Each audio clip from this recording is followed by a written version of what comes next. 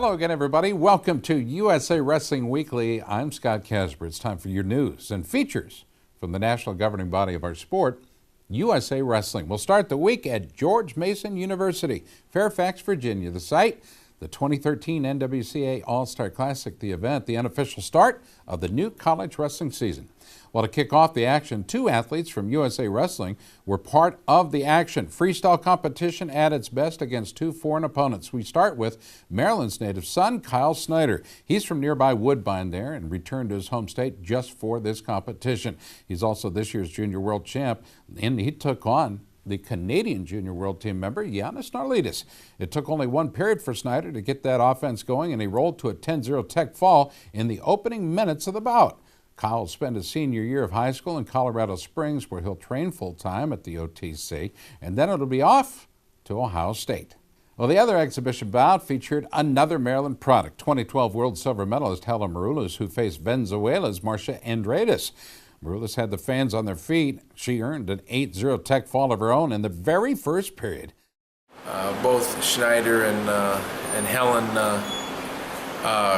wrestled very well. They both beat their opponents in the first period.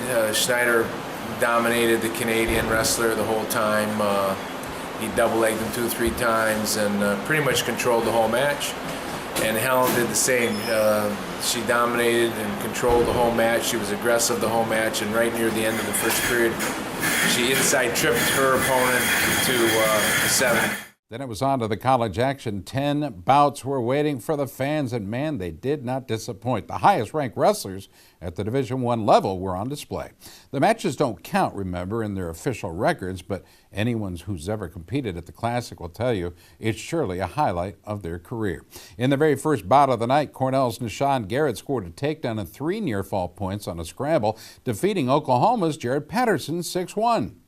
I've been getting in those positions a lot more with my coaches and honestly learning just to wrestle through them, especially when it's the last score. You got to wrestle through the position and just scramble. Next up at 133, Mason Beckman of Lehigh controlled the action for a 5-1 win over Edinburgh's A.J. Shop. Beckman was voted the outstanding wrestler for the green team for his performance. The only way it could be better, beating a champ, and obviously, with Logan up, I guess it's not possible, but just it's awesome, man. The guy, the highest caliber, been there, done that. Really exciting to get that gauge, know him right there, right away. As always happens, we had a late fill-in, one of them, Joey Napoli of Lehigh, for 157-pound bout, but he came out victorious using a third-period reversal to edge out Boston University's Nestor to 4. The score, 2-1. I got called up yesterday, a little unexpected, but I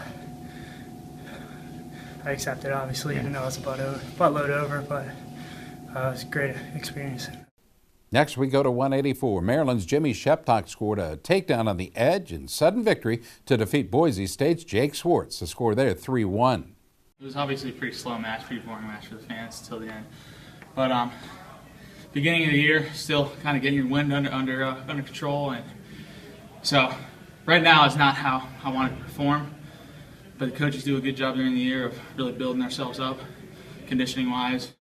Now we go to 197. That's where Oregon State's Taylor Meeks, the #1 guy in the country at that weight, by the way, he countered a cradle in overtime with a takedown and a 6-4 victory over Minnesota's Scotty Schiller. Felt good, a little bit slow, first time making weight. It's always a hassle a little bit, first time I had to cut in a long time, so just getting used to that. And yeah, I felt good though, otherwise, getting the win. Yeah. So. What a rematch of last year's NCAA Finals at heavyweight. Two-time NCAA heavyweight champ Tony Nelson of Minnesota.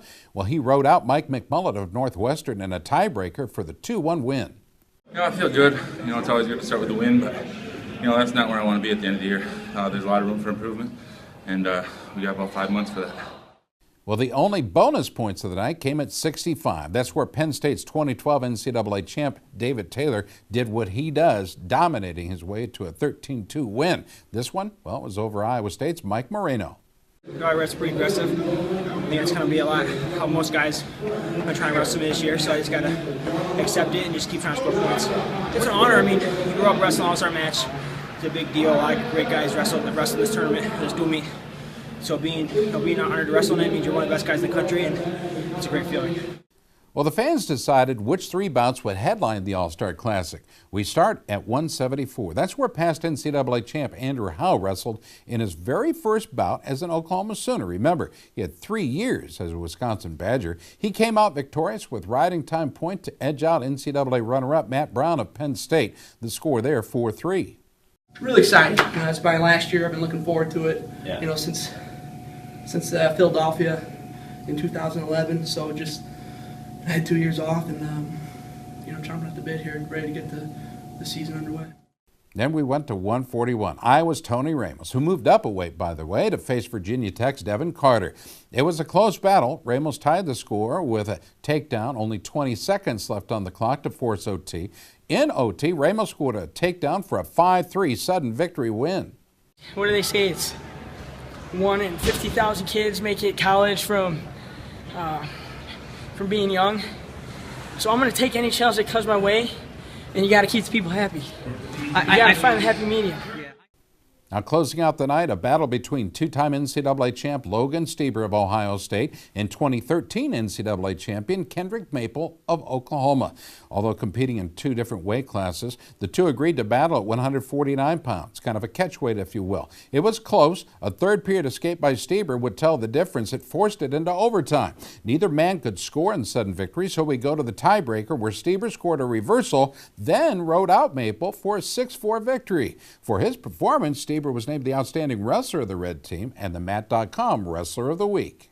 I don't win always in practice, and if I'm down, I got to come back, and it just same thing happened tonight, and it just credit to my coaches and my teammates. I've got more wrestling action around the corner. Stay tuned. We'll be right back.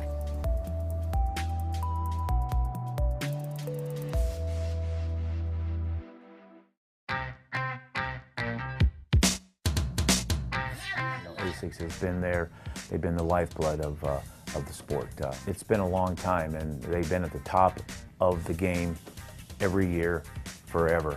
And I'll tell you what, now that I think about it, maybe that's where I've gotten my inspiration, because I always want to be in the top of my game in wrestling, and I think that's where ASICS is and wants to be as well.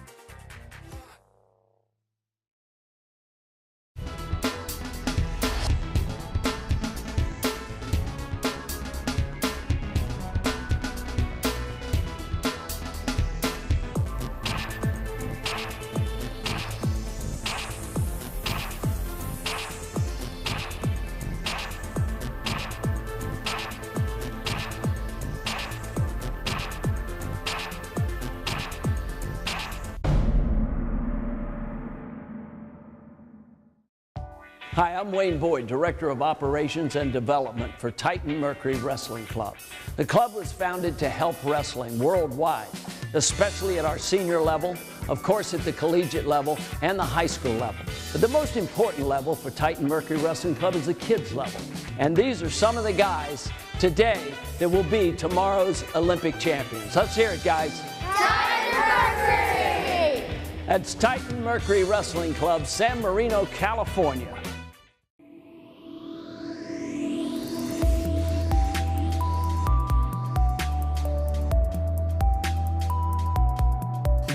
All right, big news out of Stillwater, Oklahoma. The National Wrestling Hall of Fame has announced the inductees of the class of 2014. All 4 of this year's distinguished members won multiple NCAA titles, and 2 were teammates on the Olympic squad. 2-time Olympian Kerry McCoy will be inducted, and deservedly so. He won 2 NCAA heavyweight titles for Penn State and went on to a successful career in freestyle as well. He made the 2000 and 2004 U.S. Olympic teams and was a 2003 world silver medalist. He's now the head coach at Maryland. Eric Guerrero won 3 NCAA titles for Oklahoma State. He went on to compete on 5 U.S. world freestyle teams and also wrestled at the 2004 Olympic Games. Congratulations to that Cowboy assistant coach. Dean Lahr from the University of Colorado won NCAA titles in '63 and '4, and he won the Outstanding Wrestler Award as a senior. Lahr was also an NCAA runner-up in '63 and placed 4th and 5th at the World Freestyle Championships.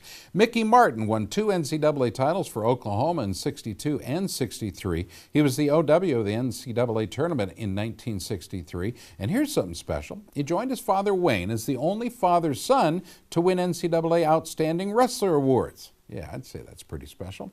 2 successful leaders will go in as outstanding Americans. We start first with Jim Jordan, 2-time NCAA champ for Wisconsin. He has served Ohio's 4th Congressional District in the House of Representatives now since 2007. Colin Kilrain was a 3-time NCAA All-American for Lehigh just prior to joining the Navy SEALs. That's where he became a Rear Admiral. He currently serves as the Assistant Commanding Officer at the Joint Special Operations Command in Fort Bragg, North Carolina. The Order of Merit will go to a good buddy of mine, Tim Johnson, a longtime TV announcer for wrestling. For almost 3 decades, he's called more than 300 events for Iowa Public Television, ESPN, and the Big Ten Network. Johnson was assistant executive director at USA Wrestling, if you recall, back in the early 80s, and was director of wrestling for the 1984 LA Games. Well, the Medal of Courage will go to Tom Norris, a 2-time ACC champ from Maryland. He earned the nation's highest military honor, the Medal of Honor, in Vietnam as a Navy SEAL in a daring rescue of 2 pilots. Norris was later shot and left for dead, but was rescued by a fellow Navy SEAL. In spite of a difficult recovery period, Norris went on to become an FBI agent for some 20 years. Thank you for your service, sir. Well, the Lifetime Achievement for officials will go to Oklahoma Jerry Kuntz. He's been an international referee now for USA Wrestling and FILA since '91 and has officiated the Oklahoma State High School meet for some 15 years. Earlier last week, the Hall of Fame elected Terry Shockley of Florida as the chairman of the board. He'll succeed longtime board chairman Jim Keene, who is retired. Shockley competed for Augustana College and was head wrestling coach at Kansas. A career broadcaster, Shockley created Shockley Communications in '85 in Wisconsin, operating TV, radio, and video production properties. Today, he's chairman of the board of Armada Media Corporation. Congratulations to all of our inductees, those that will be receiving special awards, and to our new leader, Terry Shockley. Well, in addition to the All-Star Classic, there was plenty of wrestling action this weekend as USA Wrestling preseason nationals took place in Cedar Falls, Iowa at the Unidome. A record number of athletes, over 2,600 to be exact, high school, middle school, and elementary kids all came together in this major early season event. This year, the high school division was split in 2 with a 9th and 10th grade division and a 11th and 12th grade division. In the 11th and 12th, well, great competition. There are 2 pins in the finals. At 1:13, Doyle Trout of Nebraska broke open a close bout with a pin at 5 minutes 30 seconds over Isaac Jimenez of Texas. The other pin came from Dante Rodriguez of Nebraska, who made quick work of Jake Cothe with a first period pin at 1:32. Well, the finals at 1:26 was a nail-biter. Stephen Polakowski of Illinois edged out P.T. Garcia of Colorado. The score, 7-6. Polakowski had a semifinal win over Fargo champion Taylor Lamont of Utah as well. Another close victory came at 1:70. Illinois star Xavier Montalvo edged out another Illinois talent, Kane McCallum. 4-3 the score. At 2:20, Marcus Harrington of Iowa was dominant in his finals win. 7-1 the score there, by the way, over fellow Iowan Justin Dilks. Other 11th and 12th grade champs include Carlos Fuentes Jr. of Illinois at 1:06, Elijah Jeffrey of Iowa at 1:20, Zaylen Storr of Michigan at 1:38. Kamal Abdish Shakur of Georgia at 1:45, Brett Bai of South Dakota at 1:52, Garrett Sutton of Illinois at 1:60, and Kyle Frank of Iowa at 1:82, Tyler Hoffman of Iowa at 1:95, and Adarius Jones of Illinois at 285 pounds. Let's go to the 7th and 8th grade middle school finals. They were very competitive, as you might guess. Earning the outstanding wrestler, Jared Frank of North Dakota. He won a tight 1-0 overtime bout over Ohio's Caleb Brooks by the score of 1-0 at 105 pounds. Another top USA Wrestling age group star was Travis Whitlake of Oregon. He scored a dominant 15-0 tech fall over Brock Bushfield of Montana. Now we go to 112. That's where we find Trevor Jeffries of Wyoming. He was impressive. He scored an 8-0 major decision over Michael Crockett of Arkansas. Well, the preseason nationals kicks off USA Wrestling's folk style national schedule for the new year and was a great success again this year. We thank all the parents, all the kids, all the coaches, and our producers of this fine event. Thanks, Brian. Stay tuned. There's more. You're watching USA Wrestling Weekly.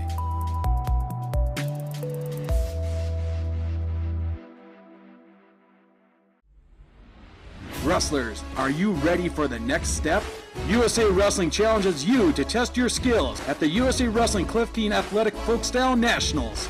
Become a national champion. Head to the Unidome in Cedar Falls, Iowa on April 5th and 6th to compete against the best wrestlers in the country. Last year's event featured 1,200 cadet and junior wrestlers from 32 states on 26 mats. For more information about this event and other tournaments, visit usawrestlingevents.com.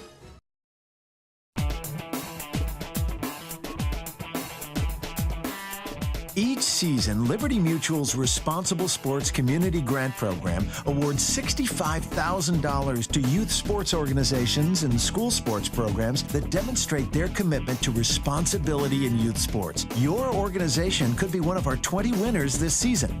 It's easy. Simply visit responsiblesports.com and click on the Community Grant Program. Administrators register their organization with the program, then reach out to rally parents, coaches, and team supporters to log on and review either the Responsible Sports Parenting or Responsible Coaching Guide. Then complete the quiz and showcase your mastery of the concepts. Every successfully passed quiz is worth a point that you can credit to your favorite youth sports organization or school sports program. Connect with friends, family, and neighbors to rally more support. The teams and schools with the most points at the end of the grant period win. It's that simple. Watch the leaderboard throughout the grant season, then rally more of your supporters to increase your totals. Liberty Mutual is committed to celebrating and championing youth sports and to financially supporting organizations that demonstrate their commitment to responsible sports.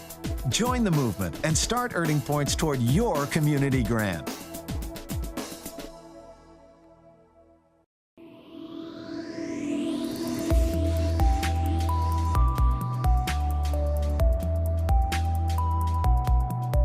Well, one of the nation's top female wrestlers is 2012 world champion, three-time world medalist Adeline Gray. She added to her medal haul this past weekend, earning a gold at 158 at the Simon Fraser University International in Canada.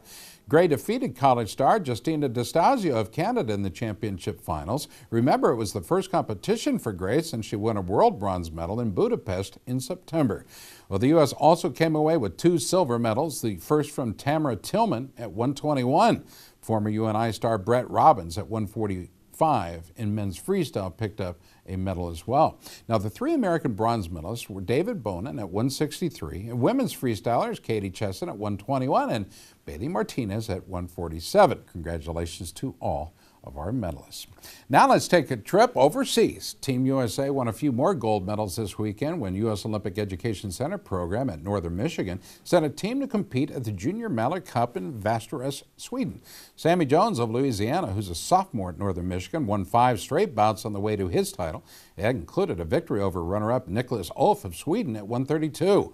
Ori Elor of California, a freshman at NMU, swept his 3 bouts, including a victory over runner-up Tomas Lahti of Sweden. The title came to him at 264 pounds. Nice job. And just missing a medal was Anthony Linares of California, who finished 4th at 163 with a 4-3 record. USOEC head coach Rob Herman was very pleased with the effort of his team and the experience of the tournament and the joint training camp as well. Well, it seems like it's becoming an annual tradition, and I think it's true. For the 3rd straight year, the University of Nebraska honored one of their own during a home football game, and of course I'm talking about wrestling superstar Jordan Burroughs. Wouldn't be a show without it. The Husker grad won 2 NCAA titles and the Dan Hodge Trophy while at Nebraska, and the fans welcomed him back during the sold-out Nebraska versus Northwestern football game at Mem Stadium, honoring his gold medal performance at the World Championships in Budapest.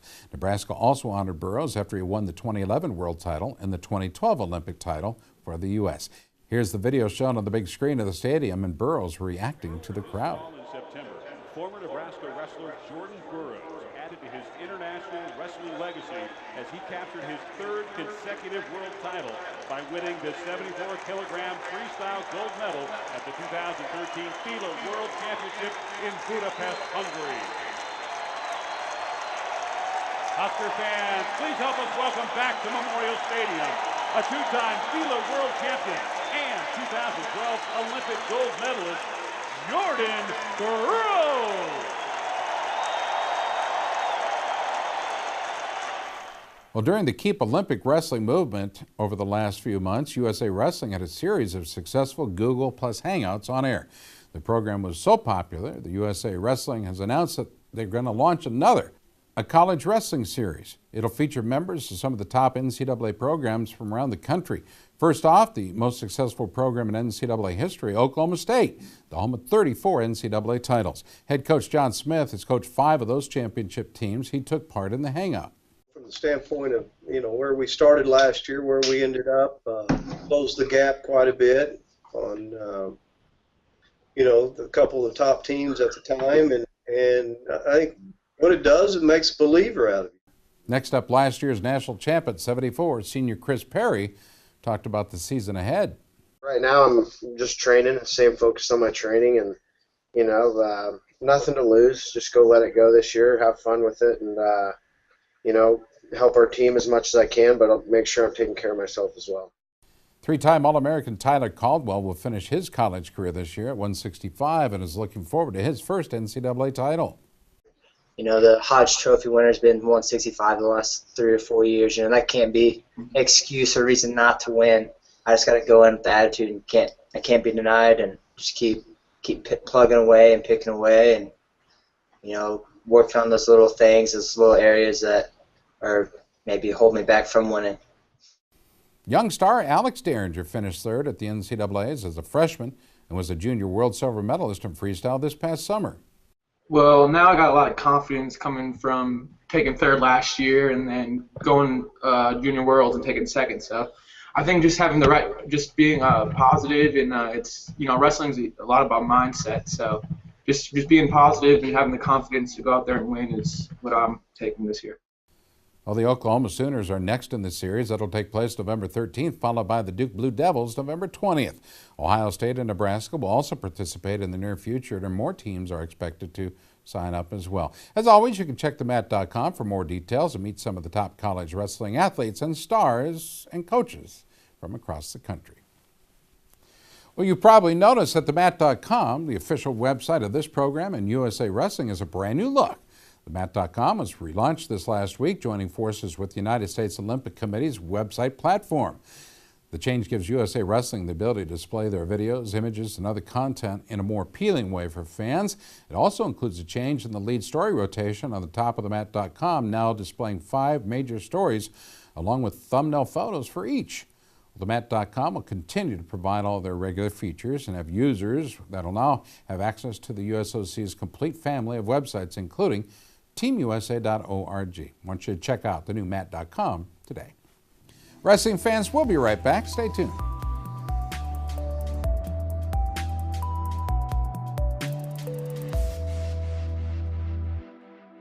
There comes a point in your life that determines who you are, whether you will lead or follow, whether you will fight or give in, whether you will win or lose,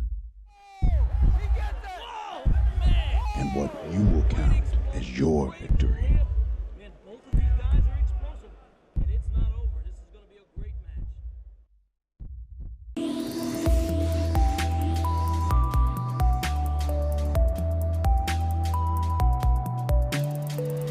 Well, 4 key matchups have now been released for the USA versus Russia men's freestyle duel that will be taking place in New York later this month. Competing for the United States in the Clifton Park duel on November 16th, Angel Escobedo. He placed 5th at the 2013 World Championships at 121. Escobedo was also an NCAA champ at Indiana. He'll battle the always tough and young Russian Omak Suryan. Also announced at 132, Clifton Park will see Nick Simmons. He placed 5th at the 2011 World Championships for Team USA. He'll take on Russia's most successful athlete on this tour, Alexander Bogmiov. He has won 5 international events over the last few years. Cat's real talented. On November 17th, the USA and Russia will battle on the campus of Cornell in Ithaca. 2 of the bouts there will feature past NCAA champs for the Big Red, including 4-time NCAA champ Kyle Dake. He returns to Cornell at 163, and he'll face Russia's Boris McCoy. Dake is currently ranked number 2 in the USA at his weight. 2012 NCAA champ Cam Simez will compete at 211 pounds against cadet world champ Georgy Gogaev. Well, the remaining U.S. lineups are being finalized will be announced next week on our show. You can get your tickets for the Clifton Park duel by visiting the address on the screen. And tickets for the Ithaca duel can be purchased online at CornellBigRedTickets.com. Well, the good news continues to come in. College wrestling growing again. Addition yet of another program. Where? Warner Pacific College, Portland, Oregon. They're going to add men's and women's wrestling to its athletics program starting in 2014. The search for a head coach is now underway. Recruitment of student athletes has begun as well. Warner Pacific previously had a men's wrestling program that was on the mat from 68 to 75. It was led by local coaching legend and Warner Pacific Hall of Fame member Dave Sandville. After 29 years without wrestling, Warner Pacific is back. Warner Pacific's men's program is the 5th intercollegiate team in the state, joining Clackamas Community College, Oregon State University, Pacific University, and Southern Oregon University. The men's team will compete in the NEI, while the women's team will join up with the other women's varsity programs in the WCWA. It's great news for the wrestling community in the Pacific Northwest. Congrats to Warner Pacific College and welcome home. Well, it's time for our USA Wrestling Photo of the Week contest. The pictures are sent in every week from across the country by fans just like you. They're also being considered for our photo contest in USA Wrestler Magazine and our Facebook page. This week's photo was sent in by Deanna Stickelman. It shows Bryson Stickelman of Royal High School in Simi Valley, California, in a bout against Westlake High. Have your photographs considered for USA Wrestling's photo contest. All you got to do, email them to Gary Abbott at gabbott@usawrestling.org. Folks, that'll do it. For our producers here in the studio in Des Moines, Iowa, for all of us at USA Wrestling Weekly, I'm Scott Casper, and thanks for watching.